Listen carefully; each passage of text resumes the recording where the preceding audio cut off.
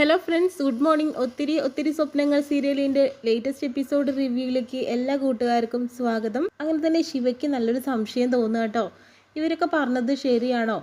ഇവർ അഞ്ചുണ്ടോ കൂടെ എന്നുള്ളതാണ് കേട്ടോ. ആ സമയത്ത് തന്നെ വിവേകിനെ വിളിച്ച് സംസാരിക്കുന്നുണ്ട്. വിവേക്, എനിക്ക് കുറച്ച് സംസാരിക്കാനുണ്ടെന്ന് പറയുന്നു. ആ ശിവ പറഞ്ഞോളൂ, എന്താ കാര്യം എന്ന് പറയുന്നുണ്ട്. വിവേകിന് അപ്പോഴത്തേന് കാര്യം മനസ്സിലായി, അഞ്ജുവിനെ അന്വേഷിക്കുകയാണെന്നുള്ളത്.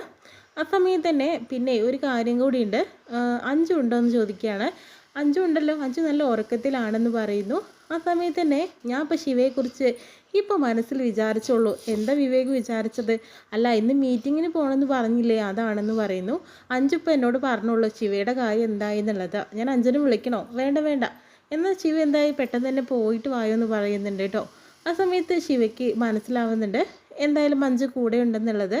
ആ സമയത്ത് തന്നെയാണ് വർഷ പറയുന്നുണ്ട്, പെൺകുട്ടികളെ കൈക്കലാക്കാൻ നല്ലൊരു അവസരമാണ് കേട്ടോ, നല്ല മിടുക്കനാണല്ലോ എന്ന് പറയുന്നുണ്ട് കേട്ടോ. ആ പിന്നല്ലാതെ മീനത്തിൽ ചന്ദ്രനാണ് എൻ്റെ ജാതകപ്രകാരം പറഞ്ഞിട്ടുള്ളത്. എൻ്റെ ജാതകത്തിന് എപ്പോഴും എന്തിനാ കുറ്റം പറയുന്നത്? ഞാനെന്താ നിങ്ങളെ സംരക്ഷിക്കുകയല്ലേ ചെയ്തത്, അതിൻ്റെ നന്ദി തനിക്കുണ്ടോ എന്ന് ചോദിക്കാം കേട്ടോ. എന്തായാലും ഇന്ന് അഞ്ജുവിൻ്റെയും രാഹുലിൻ്റെയും ജീവിതം തുടങ്ങുകയാണ്. ഇനി അവർ സന്തോഷത്തോടു കൂടി കുട്ടികളും മക്കളുമായിട്ട് സന്തോഷത്തോടെ കുടുംബത്തിൽ ജീവിച്ചോട്ടെ എന്ന് പറയുമ്പോഴത്തേനും വിവേക് പറയുന്നുണ്ട്, നമുക്കും വേണമല്ലോ അങ്ങനെ ഒരു ജീവിതം എന്നൊക്കെ പറയുമ്പോഴത്തേനും ഒന്നും ഇടുന്നില്ല. മൗനം സമ്മതമാണല്ലേ എന്നും പറയുന്നുണ്ട് കേട്ടോ. ആ സമയത്ത് തന്നെ വീണ്ടും രാഹുൽ വീട്ടിലെത്തുന്നുണ്ട്. അഞ്ജുവിനെയും കൊണ്ട് വീട്ടിലേക്ക് വരുന്നു. സമയത്ത് ഹരിത ഇവിടെ ഉണ്ടാവുകയാവോ? ഹരിത ഉണ്ടെങ്കിൽ എന്താ, ഇല്ലെങ്കിൽ എന്താ, പ്രശ്നമൊന്നുമില്ല, നമുക്ക് അകത്തേക്ക് കയറി പോകാമെന്ന് പറയുന്നുണ്ട്. ആ സമയത്ത് ഷർമിള വിളക്കൊക്കെ ആയിട്ട് അഞ്ജുവിനെ സ്വീകരിക്കാനായിട്ട് വരുന്നുണ്ട്. മോളെ കയറി വായോ എന്ന് പറയുന്നു കേട്ടോ.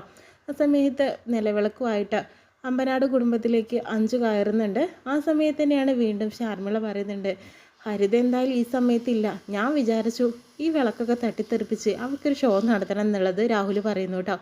എന്തായാലും എനിക്ക് പേടിയുണ്ടായിട്ട്, ഇനി മോള് പേടിക്കേണ്ട ആവശ്യമില്ല, എല്ലാം നമുക്ക് നല്ല രീതിയിൽ തന്നെ കൈകാര്യം ചെയ്യണം. പിന്നെ എൻ്റെ മോനെ വിളിച്ചുകൊണ്ട് റൂമിലോട്ട് പോടാം, നിങ്ങൾക്ക് വേണമെങ്കിൽ കുഞ്ഞ് സദ്യ ഒരുക്കിയിട്ടുണ്ടെന്ന് പറയുന്നു കേട്ടോ. ആ സമയത്ത് തന്നെ രാഹുൽ റൂമിലേക്ക് പോകുന്നു. പിന്നീടും കാണിക്കുന്ന ഷാർമിളയാണെങ്കിലോ വർഷയെ വിളിച്ച് കാര്യങ്ങൾ സംസാരിക്കുന്നുണ്ട്. അഞ്ച് അകത്തേക്ക് കയറിയിട്ടുണ്ടെന്ന് പറയുന്നു കേട്ടോ. എന്തായാലും സന്തോഷമായി മോളെ, എനിക്ക് ഇനി എൻ്റെ ശിവമോൾ എൻ്റെ അടുത്തേക്ക് വരണമെന്ന് പറയുന്നു. എൻ്റെ കൈ കൊണ്ട് വയ്യാത്തതുകൊണ്ട് ആൻറ്റി, എന്തായാലും ശിവയും വൈകാതെ തന്നെ അമ്മയുടെ അടുത്തേക്ക് വരും. അമ്മയെ ചറപറ എന്ന് വിളിക്കാനായിട്ട് ഇഷ്ടം പോലെ ആളുകളായില്ലേ ഇപ്പോൾ, മോള് കാരണം അതൊക്കെ ഉണ്ടായതെന്ന രീതിയിലൊക്കെ പറയുന്നുണ്ട് കേട്ടോ. പിന്നീട് അവർ യാത്ര തിരിക്കുകയാണ്. വീടും അകത്തേക്ക് കാണിക്കുന്നുണ്ട്. രാഹുലും അഞ്ജുവിനും ബെഡ്റൂമൊക്കെ നന്നായിട്ട് തന്നെ ഷർമിള ആൻറ്റി ഒരുക്കി വെച്ചിട്ടുണ്ട്. ആൻറ്റി ഇവിടെ പാലും ഫ്രൂട്ട്സും ഒന്നും വെച്ചിട്ടില്ലേ? എന്തായാലും എനിക്ക് നല്ല ടെൻഷനുണ്ട് രാഹുൽ എന്ന് പറയുന്നുണ്ട്. അതിപ്പോൾ ഉണ്ടാവാതിരിക്കുമോ? ഫസ്റ്റ് നൈറ്റ് എന്ന് പറഞ്ഞിട്ടുണ്ടെങ്കിൽ എല്ലാവർക്കും നല്ല ടെൻഷനാണെന്ന് പറയുന്നു. അല്ല, ഇത് ഫസ്റ്റ് നൈറ്റ് അല്ലല്ലോ, ഫസ്റ്റ് ഡേ ആണല്ലോ എന്നും പറയുന്നുണ്ട് കേട്ടോ. ആ സമയത്ത് തന്നെ ഒന്ന് രാഹുലിന് എപ്പോഴും എല്ലാം ഒരു തമാശയാണ്. എനിക്ക് അങ്ങനെയല്ല എടോ, ഇനി നമ്മൾ ജീവിക്കാൻ തുടങ്ങുകയാണ്, ഇനി ആരും നമുക്ക് ഭയപ്പെടേണ്ട ആവശ്യമില്ല. അങ്ങനെ അവർ സന്തോഷത്തോടുകൂടി നിൽക്കുന്ന സമയത്താണ് ഹരിത റൂമിലേക്ക് കയറി വരുന്നത്. നീ ആരാടി രാഹുലിൻ്റെ പുറകെ വന്നിട്ടുള്ളത്? ഇവൾ നിൻ്റെ ആരാണ്? നിനക്ക് എത്ര പെണ്ണുങ്ങളുമായിട്ടുള്ള കണക്ഷൻ ഉള്ളതെന്ന് പറയുന്നു. അതേ, അനാവശ്യം പറയരുത്, ഇവളാണ് അഞ്ജു, ഞാൻ താലി കെട്ടി എൻ്റെ പെണ്ണ്, നീ താലി കെട്ടിയിട്ടുണ്ടോ? അപ്പം ഞാനോ? എന്നെയല്ലേ നീ കല്യാണം കഴിക്കേണ്ടത്? നിന്നെ എനിക്കിഷ്ടമല്ല, ഞാൻ നിന്നോട് എത്ര വട്ടം പറഞ്ഞിട്ടുണ്ട് എനിക്ക് നിന്നെ ഇഷ്ടമല്ല എന്ന്. പിന്നെ നീ എൻ്റെ പുറകെ കൂടാനായിട്ട് വന്നിരിക്കുകയല്ലേ? എൻ്റെ ഭാര്യയാണ് അഞ്ജു, 6 മാസം മുന്നേ ലീഗലി ഞങ്ങൾ മാരീഡ് ചെയ്ത ആൾക്കാരാണെന്ന രീതിയിൽ പറയുന്നു കേട്ടോ. അതൊന്നും നടക്കാൻ പോണില്ല, ഈ വീട്ടിൽ ഇവൾ പറ്റില്ല എന്ന് പറഞ്ഞിട്ട് അങ്ങോട്ടും ഇങ്ങോട്ടും വഴക്കുണ്ടാവുന്നു കേട്ടോ. എൻ്റെ ഭാര്യ തൊട്ട് പോരുതെന്ന രീതിയിൽ രാഹുലും പറയുന്നുണ്ട്. പക്ഷേ അഞ്ജുവിനെ പിടിച്ച് തള്ളുന്നൊക്കെ ഉണ്ട് കേട്ടോ. നീ മിണ്ടാതിരുന്നോ, ഇവളെ ഞാൻ ഇവിടെ നിർത്തില്ല എന്നും പറഞ്ഞിട്ട് രാഹുൽ ഹരിത വേഗം അഞ്ജുവിനെയും വിളിച്ചുകൊണ്ട് പോകുന്നുണ്ട് കേട്ടോ. എന്നിട്ട് മുറ്റത്തേക്ക് തള്ളു വെച്ച് കൊടുക്കുന്നുണ്ട്. അങ്ങനെ അഞ്ചു അവിടെ വീഴുന്നുണ്ട് കേട്ടോ. എൻ്റെ ഭാര്യയെ തൊട്ട് പോയിട്ടുണ്ടെങ്കിൽ നിനക്ക് ഞാൻ കാട്ടിത്തരാമെന്ന് പറഞ്ഞിട്ട് അടിക്കാൻ നിൽക്കുന്ന സമയത്ത് തന്നെ രാഹുലിൻ്റെ കയ്യും തടുക്കുന്നുണ്ട്. ഇനി എൻ്റെ മേല് തൊട്ട് പോരുത് രാഹുൽ, അതിന് നിനക്ക് ഒരു അവകാശവും ഇല്ല എന്ന് പറയുന്നു. ആ സമയത്ത് തന്നെ ചാർമിള വന്നിട്ട് അഞ്ജുവിനെ പിടിച്ചെഴുന്നേൽപ്പിക്കുന്നുണ്ട്. ഇവളെ തൊടാൻ നിനക്ക് എന്താ അധികാരമുള്ളത്? ഇവൾ രാഹുലിൻ്റെ പെണ്ണാണ്, ഇവൾ രാഹുലിൻ്റെ ഭാര്യയാണ്, പിന്നെന്താണ് നിന്നെ അവൻ ഇഷ്ടമല്ല കല്യാണം കഴിക്കാൻ, അവൻ എത്ര വട്ടം പറഞ്ഞു? നീ അല്ലേ പുറകെ കൂടുന്നത്? അവളെ ഇനി കല്യാണം കഴിച്ചാലും കഴിച്ചില്ലെങ്കിലും രാഹുലിനെ ഞാൻ ഒരിക്കലും വിട്ട് കൊടുക്കില്ല എന്നും ഹരിത പറഞ്ഞുകൊണ്ടിരിക്കുകയാണ്. പിന്നെ എൻ്റെ വീട്ടിൽ ഇവർ താമസിക്കാനും പറ്റില്ല. നിൻ്റെ വീടോ? ഇതെൻ്റെ അച്ഛൻ്റെ വീടാണെന്ന് പറയുന്നുണ്ട്. അച്ഛൻ്റെ വീടോ? അതൊക്കെ പണ്ട്. പിന്നെ ഇപ്പം ഈ ഡോക്യുമെൻറ്റ്സ് പ്രകാരം എൻ്റെയാണ് ഈ വീടും സ്വത്തും സമ്പാദ്യം എല്ലാം, ബിസിനസ്സും എല്ലാം എൻ്റെതാണെന്ന് പറയുന്നു കേട്ടോ. നീ എന്താ മര്യാദയ്ക്ക് പറയുകയാണോ കള്ളം പറയുകയാണോ ചോദിക്കുന്നുണ്ട്. കള്ളമൊന്നല്ല, അതിൻ്റെ പേപ്പേഴ്സ് വേണമെങ്കിൽ ഞാൻ തരാം, അത് നോക്കിയിട്ട് നിങ്ങൾക്ക് മനസ്സിലാകും. അങ്കിൾ എൻ്റെ പേരിലെല്ലാം എഴുതിച്ചു, മാത്രമല്ല എൻ്റെ അച്ഛൻ്റെ പേർക്കായിരുന്നു, അതിപ്പോൾ എൻ്റെ പേർക്കായി. ഇനി ആർക്കും ഞാൻ അത് കൊടുക്കാനായിട്ട് പോകുന്നില്ല.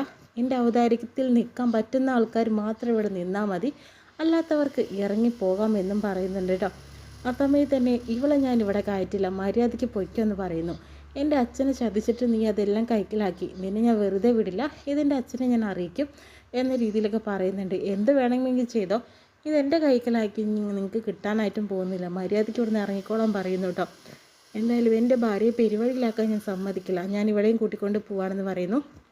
അങ്ങനെ തന്നെ ഷാർമള ചോദിക്കുന്നു, മോളെ നീ എങ്ങോട്ടാണ് പോകുന്നത് മോനെ എന്ന് ചോദിക്കുമ്പോഴത്തേന്, എങ്ങോട്ടെങ്കിലും ആയിക്കോട്ടെ ആൻറ്റി, എന്തായാലും ഇവളെ ഞാൻ അങ്ങനെ വെറുതെ വിടാൻ പോകുന്നില്ല എന്നും പറഞ്ഞിട്ട് അവർ പോകുന്നു. ആ സമയത്ത് തന്നെ ഷാർമള ചോദിക്കുന്നുണ്ട്, ഈ സ്വത്തിൽ എനിക്കും അവകാശമുണ്ട്, എന്നാലും എനിക്ക് പേപ്പേഴ്സും കാര്യങ്ങളൊക്കെ കാണുമെന്ന് പറയുന്നു. ആ സമയത്ത് ആ പേപ്പേഴ്സിൽ ഇവളുടെ പേർക്ക് എഴുതി വെച്ചതായിട്ട് രേഖകളുണ്ട് കേട്ടോ.